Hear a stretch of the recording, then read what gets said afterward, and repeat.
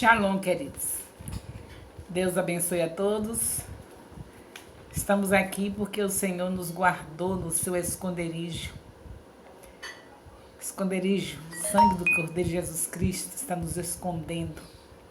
Nós estamos nesse esconderijo e na sua presença, onipotente Deus, nós nos encontramos, dizendo que o Senhor é o nosso refúgio, a nossa fortaleza, o nosso Deus em quem confiamos.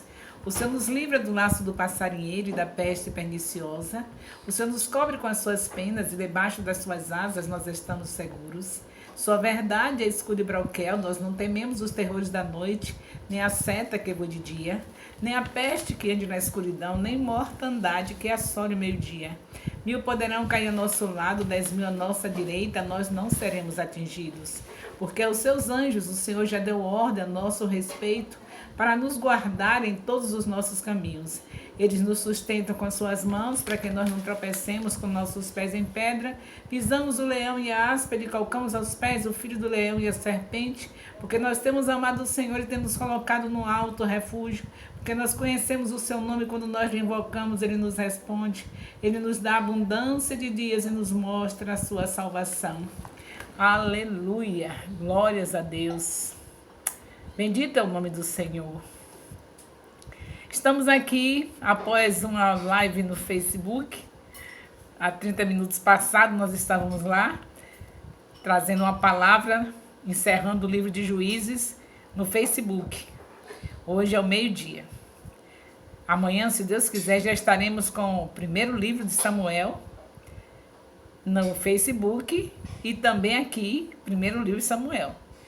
Porque para nossa alegria, o livro de Ruth traz mensagem maravilhosa para nós, mas uma mensagem que não é muito longa, muito eficaz, mas é bem curta.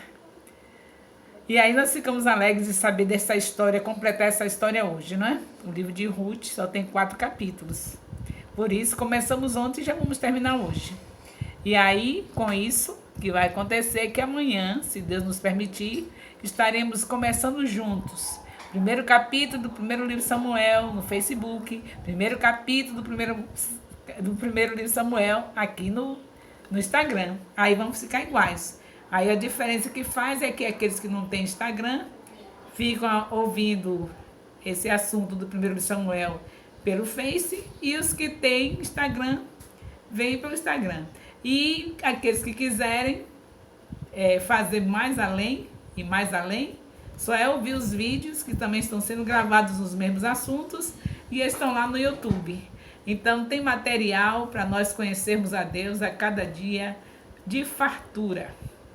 Isso que estou falando aqui está sendo registrado no vídeo que já está no YouTube. Então, glórias a Deus, porque Ele está nos ajudando a conhecê-lo mais. O que está escrito em Oséias, capítulo 6, no versículo 3, conheçamos ao Senhor, conheçamos e prossigamos em conhecer ao Senhor. Então, está sendo muito bom o conhecimento de Deus da maneira mais eficaz, que é pela sua palavra.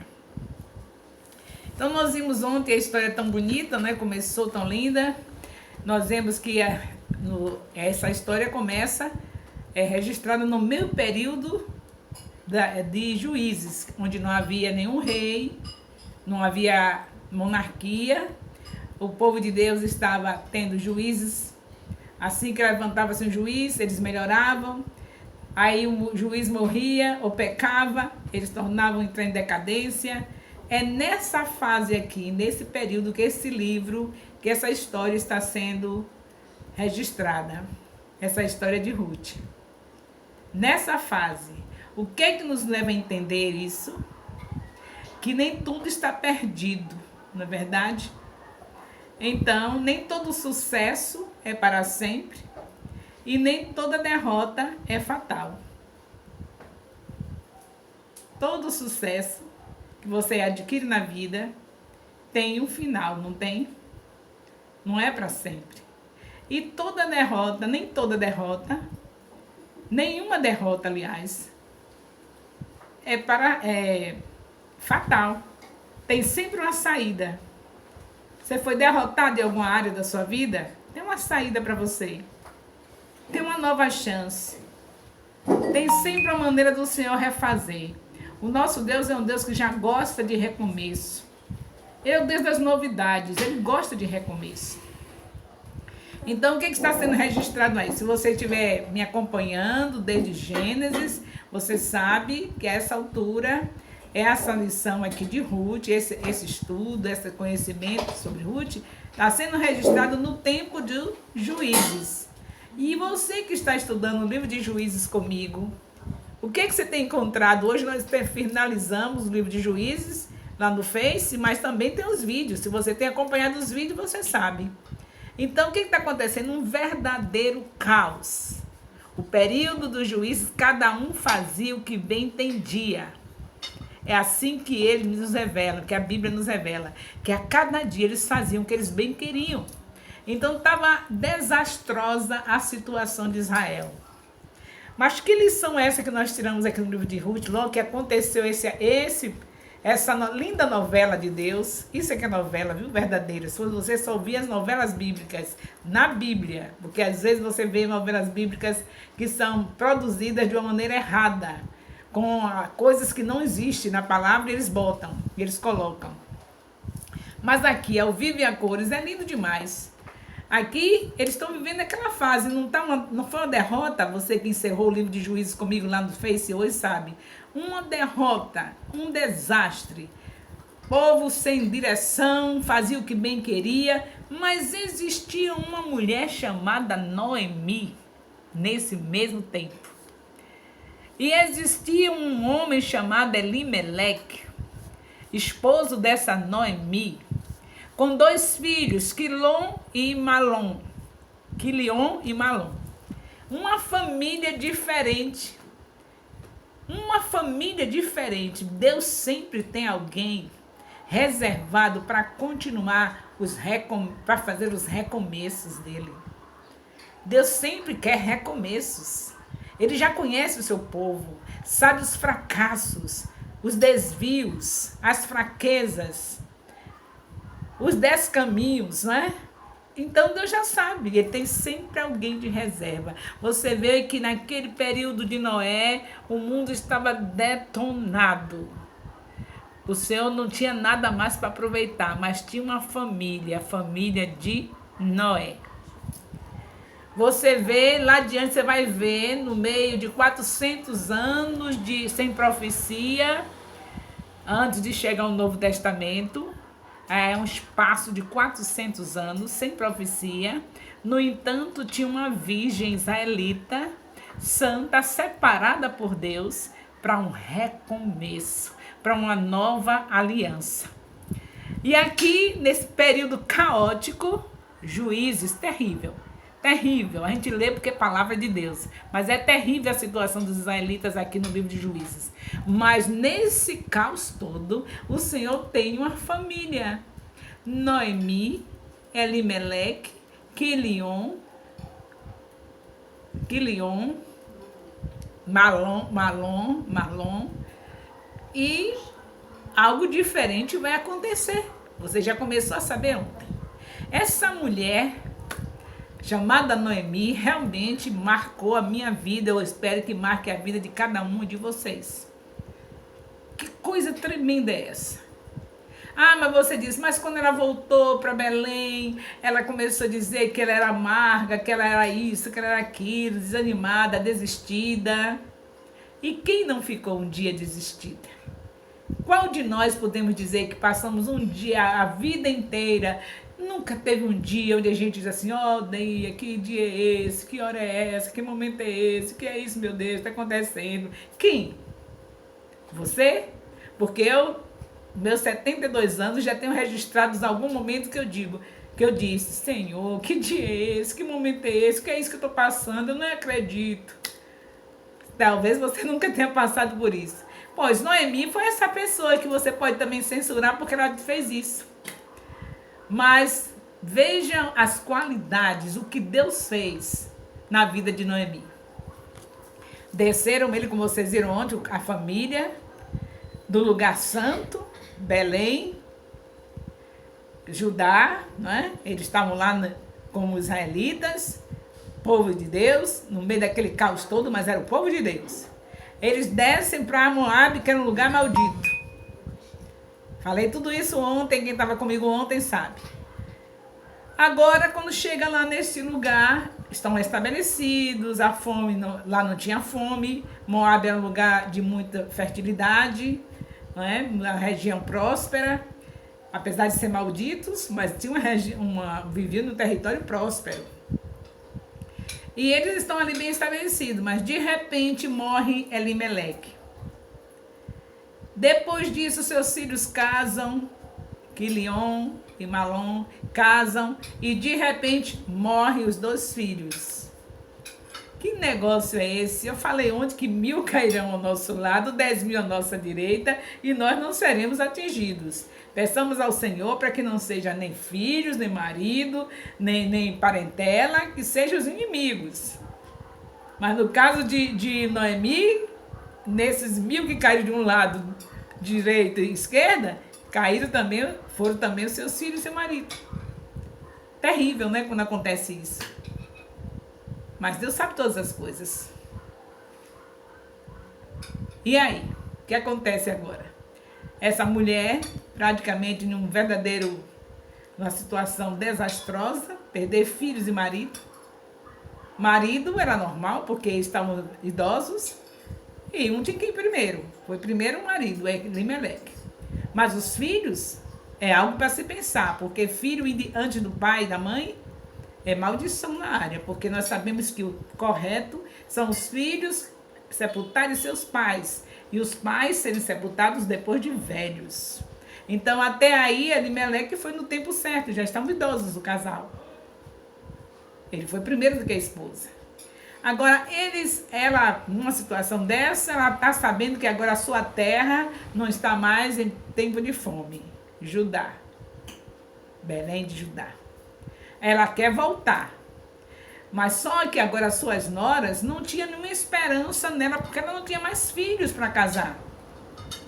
E era lei de Israel, se o rapaz, a pessoa que morresse, não deixasse filhos, não tivesse gerado, o irmão casar com aquela cunhada, para poder ter filhos para aquele que morreu. Ficava no nome do que morreu. E ele ia gerar os filhos na sua cunhada. Mas ela não tinha outros filhos para entregar para suas noras, nem para Ruth e nem para Orfa. A Orfa se convenceu, ficou lá, mas a Ruth disse: onde quer que você for, eu irei. O teu povo será o meu povo e o teu Deus será o meu Deus. É sinal que ela foi uma boa discipuladora. Ganhou 50%. Já é uma boa nota. Porque eram 2, ela ganhou 1. E aí ficou a órfã, que também estava meio balançada para ir, mas depois vacilou na fé e ficou. E vai a Ruth firme com a sua sogra. Eu falei que a Ruth aprendeu do Deus de Israel. Deus de Israel quer que cuide dos órfãos e das viúvas. Ruth foi cuidar da viúva, que por sinal era sua sogra. Mesmo ela sendo viúva, mas era nova. O dever era dela cuidar da mais velha. E ela cumpriu o papel, ela aprendeu as lições com Noemi sobre o Deus de Israel, com certeza.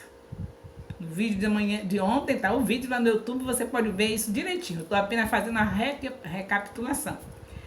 Agora nós estamos com essa família de volta, agora, com essa mulher sozinha, que não foi mais a família, ela sozinha, mas trazendo a nora que, pela misericórdia de Deus, se afeiçoou a ela e queria ir com ela, ajudá-la onde ela fosse.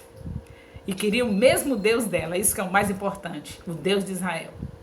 E ao chegar lá em Belém de Judá, ela ia passar dificuldade. Você sabe que estava num tempo onde cada um fazia o que bem queria. A história foi registrada no tempo de Juízes.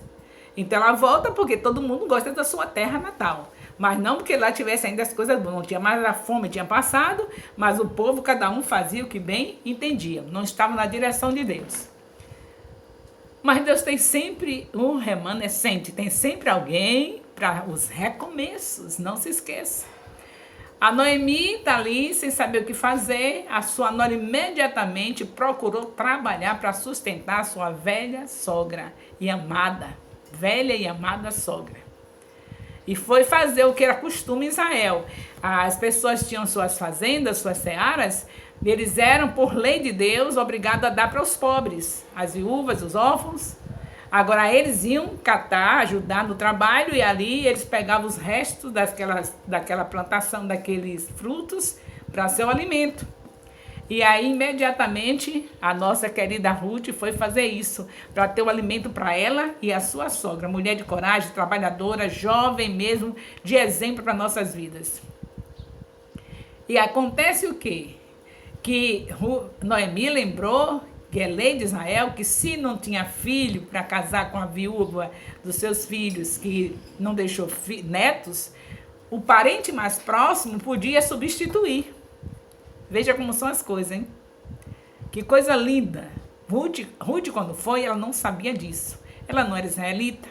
Ela não foi interessada nisso. Ela foi por amor a Deus, ao Deus de Israel, porque ela se converteu. A sua sogra, Noemi, realmente viveu momentos maravilhosos com Deus ali em Moabe, porque se não fosse assim, ela não ia ter uma discípula nesse nível. Ruth não estava sabendo dessas leis de Israel. Quando chega lá, a sogra se lembra que tem parente, se tem um parente próximo, podia casar com ela. E onde ela foi parar? Em que fazenda, em que seara? Justamente desse homem que era o parente mais próximo e que era obrigatório casar com a viúva que não tinha gerado filhos com o marido que faleceu. O parente mais próximo, que era Boaz. É tudo plano de Deus. É uma novela muito linda, mas é uma novela bíblica. Então você tem que ter assim, ó, ouvidos espirituais, olhos espirituais, aquele faro espiritual para você pressentir o que Deus está falando. Aí o que acontece? Aí a sogra ficou sabendo que justamente o lugar onde ela tinha ido fazer ajudar, para poder receber os frutos, as sementes para o seu alimento, mas a sua sogra, era justamente o Boaz. E aí a sogra se alegrou e disse, olha, tu vai fazer assim. Tu vai... Tenha sempre aquela noite onde o dono da seara fica, dorme, que é o dia da colheita, para poder ninguém roubar. Então eles dormiam ali no local da seara, para guardar as sementes, para no outro dia continuar o processo, e eles ficavam ali com medo de roubarem. E era justamente aquela noite que ele ia dormir lá, e Noemi entendia de psicologia de homem, porque ela tinha 2 filhos e um marido. Já tinham morrido, mas ela passou por esse processo. Então, a psicóloga na área de homem era com ela mesma, um marido e 2 filhos. Então, ela entendia, ela sabia como fazer o processo, e ela sabia também das leis de Israel. Deus só escolhe aqueles que estão ligados nas suas leis, na sua palavra. Esses são os escolhidos para o recomeço, para as novas alianças, para os novos pactos. Então, ela conhecia a lei. Então, ela sabia que, na realidade, esse próximo parente, biblicamente, pela lei de Deus, já era casado com ela. Era obrigatório casar, porque ela tinha que ter filhos. E em Israel, isso é muito importante. Logo que o marido não deu filho, o irmão tinha que dar, fazer isso, mas o irmão, o cunhado não tinha nenhum cunhado, então seria o parente mais próximo. Dentro das leis, praticamente aquele homem já estava destinado a ser o marido dela. Aí, Noemi não está fazendo nada de errado, não está ensinando a Ruth a se prostituir, nada. Ela só manda que ela deite nos pés do homem, que era a lei também da época, de o servo poder dormir aos pés do seu patrão, do seu senhor. Tudo dentro das leis de Israel aí, viu? Aí é recomeço por meios saudáveis. Não é recomeço por meios errados, simplesmente porque tem um fim que é bom. Se você tem um objetivo bom, mas vai por meios errados, quebrou o princípio, não tem validade o seu objetivo bom. O objetivo que você quer alcançar, se você é uma filha de Deus, um filho de Deus, tem que ser sem quebrar princípios. Então, Noemi não estava quebrando princípios quando ela orienta a Ruth para deitar aos pés de Boaz, passar aquela noite lá, logo que ele ia dormir lá por causa de cuidar das sementes para não roubarem. E suspendeu o lençol na pontinha dos pés para que ele sentisse frio e acordasse. Então, suspendeu o lençol de Boaz para ficar os pés de fora, para ele sentir frio e acordar, e deitou aos pés dele, para acordar e saber do plano que estava sendo feito. E aí, quando ela deita, logo ele sente frio nos pés, ele acorda e vê que está aquela jovem ao lado dele. Boaz era íntegro, sabia também as leis de Israel. Noemi também sabia as leis de Israel. Veja a família num tempo de caos desastroso, onde tudo estava aparentemente perdido. Essa família estava ainda com seu pacto com Deus firme, ligado nas leis, ligado nos princípios. A Moabita não sabia de nada, mas ela estava entre duas pessoas que conheciam as leis de Israel, o Boaz e a Noemi. E ela foi obedecendo tudo, e tudo deu certo. Boaz, realmente, desde o primeiro momento que viu a Ruth, que ele gostou, se apaixonou por ela, mas era íntegro.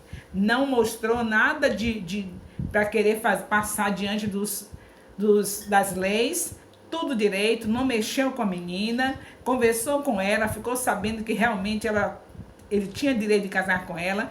Porém, ele lembrou que tinha um parente mais próximo do que ele, tão honesto, cumpridor de princípios, que primeiro, mesmo já estando gostando dela, não tocou nela. E lembrou que tinha esse parente, ele queria fazer tudo bem legal. Então, ele foi para a porta da cidade, que naquele tempo, para resolver questões, leis, é como se fosse o cartório. Se ficava na porta da cidade, as cidades tinham portas. E ele foi para a porta da cidade, chamou os anciões, que eram tipo autoridades, para presenciar tudo que ele ia fazer. O projeto de casar com ela só ia ser feito se o outro, que era mais próximo, não quisesse casar. Mesmo ele já estando gostando de Ruth, já apaixonado por Ruth, mas ele não fez nada fora das leis. Primeiro chamou os anciãos, foi para a porta da cidade para colocar a questão diante das autoridades da época e ali apresentou, chamou o fulano, na Bíblia nem registra o nome do tal que era o parente mais próximo, mas o cara era tão egoísta que nós acreditamos que não disse nem o nome, que é para ele não ficar registrado e se sentir importante. Seu fulano, diga aí, você vai querer, você tem direito que você é o parente mais próximo, vai querer casar, vai querer comprar as propriedades, ele sabe também, não falou primeiro na menina, né? Ele já estava apaixonado por ela. Primeiro ele apresentou as responsabilidades do resgatador, que era comprar as propriedades que tinham sido perdidas no tempo que ela estava com dificuldades financeiras, viúva. Tinha sido vendida por necessidade, agora ela queria o resgate, o que fosse resgatar, casar com Ruth tinha que trazer de volta os bens dela, tudo negócios. Ali na porta da cidade se tratava de negócios. Tinha um amor no meio já rolando, uma paixão de um homem que gostou de uma mulher, mas que estava fazendo tudo dentro das leis, tratando-se de negócios, deixou o romance para depois. Aqui isso era negócios a se tratar em Israel. Questão de herança, questão de gerar filhos, questão de leis que Deus deixou para o seu povo. Resolveu-se tudo, o fulano não quis assumir, o nome dele era tão ganancioso que não ficou nem registrado, chamou de fulano, e ele era realmente uma pessoa gananciosa. Os mesmos riscos que ele estava enfrentando eram o mesmo que Boaz ia enfrentar, mas ele preferiu não ajudar por causa dos riscos em relação à herança, e Boaz gostando porque ele ia casar por amor e ao mesmo tempo ia cumprir as obrigações que tinham que se cumprir dentro de Israel, com um caso semelhante ao de Ruth e o de Noemi. E aí ficou resolvido, mas o melhor de tudo é que nós vamos entrar agora em uma área muito importante. Vocês lembram, é por isso que precisa a gente estudar, viu? Vocês estão estudando mesmo. Os vídeos estão no YouTube. Vocês que não estão acompanhando as lives, vocês podem pegar desde o mês de abril e ver os vídeos falando sobre Gênesis. E aí vai prosseguindo para vocês saberem as coisas que estou falando. Senão vocês ficam voando, sem saber o que está acontecendo. Aqui nós vamos lembrar de Gênesis. Vocês lembram de Gênesis? Quando nós falamos de Itamar, que foi quando a primeira vez Satanás tentou impedir que aquela promessa de lá do Éden acontecesse, que o Senhor deixou escrito lá em Gênesis capítulo 3, versículo 15, que haveria de vir aquele que esmagaria a cabeça da serpente, nascido de mulher. E Satanás viu isso logo ali, no caso de Tamar e Judá. Lembra? Que ele não quis dar os filhos, a menina, o primeiro filho morreu, a mulher, Tamar ficou viúva, aí ele deu o segundo filho, no terceiro ele já não quis dar mais, dizendo, vai matar meu terceiro filho também. Não era ela que estava matando, era Deus que estava matando mesmo, Deus que estava tirando a vida desses homens, que eram infiéis, esses filhos de Judá. Aí, no terceiro, quando foi para dar o terceiro filho, ele não quis dar, lembram da história? Vai para Gênesis, viu? Dá uma lidinha lá em Gênesis que você vai encontrar tudo isso. E aí você vai ver que aconteceu logo aí, o inimigo já tentando impedir as primeiras pessoas que fariam parte da genealogia do Messias. Tamar e Pérez, seu filho, que foi tão difícil, foi gêmeos que ela teve, não é? Foi tão difícil para chegar àquela gravidez, foi preciso que ela tivesse feito uma mentira, mais uma mentira registrada na Bíblia que o Senhor não condenou. Foi uma questão das leis dele, que estava sendo agredida, e aí o Senhor permitiu que Tamar fizesse aquele engano, para gerar este filho que já estaria começando aí a genealogia do Senhor Jesus. Quando você chegar lá em Mateus, você vai ver o nosso querido Pérez, está lá na genealogia, e nós sabemos que foi difícil para conseguir esse primeiro fato, essa primeira situação aí, onde Deus já estava começando a sinalizar a chegada do seu filho, aquele que ele disse que esmagaria a cabeça da serpente. Lá em Gênesis, agora nós já estamos em Juízes. E outro fato parecido. A mesma coisa, a situação foi gerada. Lá foi Judá, sem querer dar o seu último filho, para a sua nora viúva dos seus 2 primeiros filhos, e querendo com isso impedir a chegada do que ia iniciar a genealogia de Jesus. Agora, novamente, a genealogia de Jesus. Aí agora nós vamos ver como é importante. Você vai ver que vai ser Pérez gerando, aí você vai vendo até chegar em Boaz gerando o pai de Davi, e lá se vai, e agora Davi. E que se diz de Davi? Jesus, filho de Davi. Então isso é muito lindo, essa história aqui de Ruth. Eu estou encerrando o capítulo 4. Eu fiz somente um resumo, você que é um bom conhecedor de Deus, quer conhecer mais, como diz Oséias 6,3, conheçamos e prossigamos em conhecer ao Senhor. Aí você vai dar uma repassadinha nesse livro de Ruth, capítulo 1, capítulo 2, capítulo 3, capítulo 4, que você vai ter essa conclusão que eu estou dizendo. Você vai entender tudo isso mais ainda, porque eu estou fazendo um resumo e você detalhadamente vai ver que coisa linda, que maravilha que Deus está fazendo, deixando para nós de exemplo neste livro de Ruth.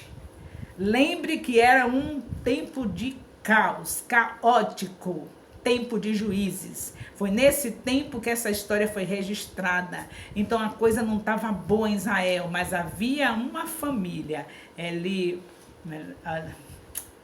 Elimeleque, estou dizendo o nome certo, Noemi, Elion e Quilion. Essa família de destaque. Acontece mesmo uma família especial, mas aconteceu essas coisas ruins, dos meninos morrerem, dos 2 filhos, morreu o marido, e agora dessa família se tirou quem? Noemi. Noé também só se salvava mesmo Noé. você vê que os filhos aprontaram depois do dilúvio. Quer dizer, um só aprontou que valeu por tudo, detonou a geração toda. A descendência, a partir daí de Cã, foi totalmente perversidade, e você vê que ali surge o neto de Noé, o Nimrod, que funda a Babilônia, que é a mãe de todas as falsas religiões. O caos de Israel vem de lá, do neto de Noé, que foi através dele que a idolatria entrou e que eles aderiram, mas quem fundou foi o neto de Noé. Então nós vemos que a história você não pode se desligar. É necessário que você esteja constantemente lendo Gênesis, Êxodo, Levítico, Números, Deuteronômio. E aí você vem, chega em Juízes, vai prosseguindo até chegar em Apocalipse. E aí você não tem como não conhecer a Deus.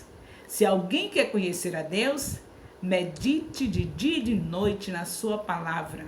A palavra é viva e eficaz. E quando você medita de dia e de noite, você prospera. Por que você prospera? Porque você tendo conhecimento de Deus, não tem como você não prosperar.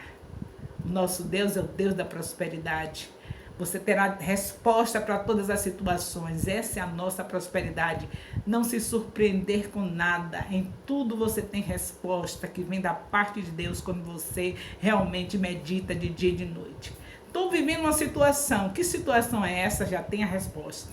Porque você é próspero, você medita na palavra dia de noite. Você não precisa estar correndo atrás de profecia de fulano, nem de ciclano, nem achar que aqui não tem fogo e aqui está muito frio. Você nunca vai ter esses problemas. Porque se você conhece a Deus, conhece a sua palavra, você tem resposta para todas as situações da sua vida e ainda para quem precisar de receber uma resposta através de você. Não que você esteja catando a quem dá resposta. Você é uma pessoa que vive na palavra e as pessoas sabem que onde tem a palavra tem sombra. É como árvore frutífera, junto a ribeiros de águas, que dá o seu fruto na estação própria, cujas folhas não caem, e tudo quanto fizer prosperará. Então as pessoas vêm para você, e você vivendo realmente a palavra, só vai falar o que realmente Deus fala. Você não vai falar para chamar a atenção da sua pessoa, mas para chamar a atenção daquele que é o dono da palavra, daquele que é vida, daquele que é a origem de tudo, que não teve princípio nem fim, que é o alfa, que é o ômega, aquele que era, que é e que há de vir. A esse sim, toda a honra e toda a glória. Então aqui nós estamos conhecendo mais uma história linda. E a base de tudo, o principal desse livro, é saber que a continuação daqueles que começaram lá em Gênesis, Tamar e seus filhos, que foi gerado, que já começa ali a genealogia de Jesus, agora se junta essa genealogia, essa parte que começou em Gênesis, com essa daqui, que é o filho de Ruth com Boaz, que é o Obed, o pai de Jessé. E Jessé é o pai de Davi. E aí você não tem para onde correr. Entrou a geração do Messias. O Messias. E quem entrou nessa genealogia? Uma mulher moabita, é outra parte importante para você saber. Uma gentia, os gentios não tinham direito a nada, segundo a nossa maneira de pensar. Mas o nosso Deus prova o seu amor para conosco, que mesmo a gente não merecendo, em nossos delitos e pecados, Ele nos enxertou em Israel. E nós somos escolhidos também do Senhor. E nós somos salvos também pelo nosso Senhor Jesus Cristo. E nós somos filhos de Deus como o povo de Israel são. Então, glórias ao nosso Deus, que não é de hoje, não foi agora que Ele veio aos 7 anos me salvar, mas Ele vem salvando desde aquele tempo lá da antiga aliança, colocando uma mulher que era maldita, porque os moabitas eram malditos, e essa mulher foi transformada em bênção, que é a Ruth, gerando Obed, juntamente com Boaz. E aí lá se vai bênção nas nossas vidas, lá se vem chegando, essa genealogia, esse povo escolhido que vem para chegar ali em Mateus, e a gente vê todas aquelas gerações de onde Jesus Cristo vem, e é maravilhoso. Nós sabemos que o nosso Deus é fiel nas suas promessas, nunca vai deixar de cumpri-las. Nós vemos que isso aí veio lá de Gênesis capítulo 3, versículo 15, e nós já estamos aqui em Juízes, e o Senhor sinalizando, está chegando a hora, está chegando a hora, mais um, fazendo parte da genealogia. Agora o Obed, filho de quem? De uma moabita chamada Ruth. E de mais quem? De um senhor israelita íntegro chamado Boaz. Bendito seja o nome do Senhor. Não sei se você deu para entender nesse resumo tão rápido, mas o livro está na tua mão, o tesouro está na tua mão, que é a palavra de Deus. Pegue o livro de Ruth, repasse, e qualquer dificuldade de entendimento, você pode me convocar. O telefone é 34216143, e aí nós podemos conversar, se alegrar com essa obra maravilhosa do Senhor, essa obra literária que não tem preço. É o livro mais vendido na terra, é o livro do Senhor, é a palavra do Senhor. Eu quero estar sempre convocada por vocês para conversarmos sobre a Bíblia, porque a Bíblia realmente é a palavra de Deus. Então, só me resta dizer para vocês, feliz com vocês que estão comigo aqui no Instagram, glórias a Deus. É tanto nome aqui que não sei dizer os nomes, meu Deus, meu pai, são difíceis aqui. Railda está aqui conosco, George, né? Rita Flor, já sei quem é a Rita Flor, glória a Deus. Meu Pai do céu, quanta gente linda, Deus abençoe a todos. Beijo no coração. Estaremos amanhã em nome de Jesus, já começando primeiro livro de Samuel, tanto no Face, ao meio-dia, como no Instagram, às 13 horas. Deus abençoe a todos. Beijo no coração.